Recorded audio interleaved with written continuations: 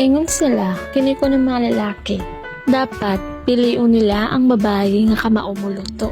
Piliun nila ang babae nga lami muluto. Sama na ako, lami. Charot.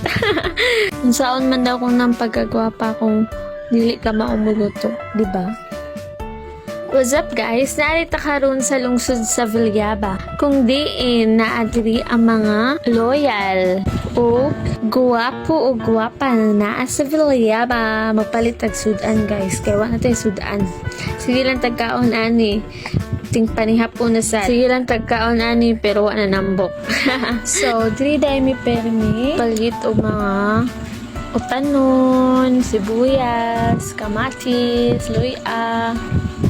O, diri mi sa among suki. Diri mi permi magpalita ni Ate Lala. O karon guys, naglibog jud mi kung sa among sudanon karong gabi una. Kay permi naman jud mi baboy. Sige lang mi baboy, manok. Nga karne. Maka-high blood ba jud ni basta masige lang ka og karne. Pero mas ma-high blood noon ka no kung way sudan.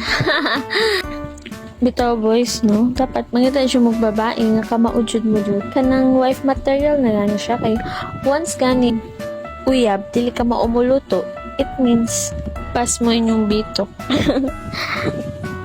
Para na lang kung dato mo, pwede ra mo mag-hired og maid. Charge sa all dato. Bitaw, kaya mga babae, kamauna na sila muluto once maminyo na sila.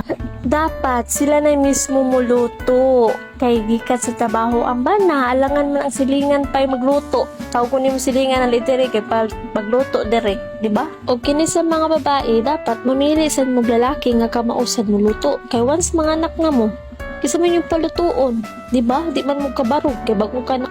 Siyempre, mamili yung lalaki nga kamaupod mo luto. Di lang kayo sigilag pagwapo.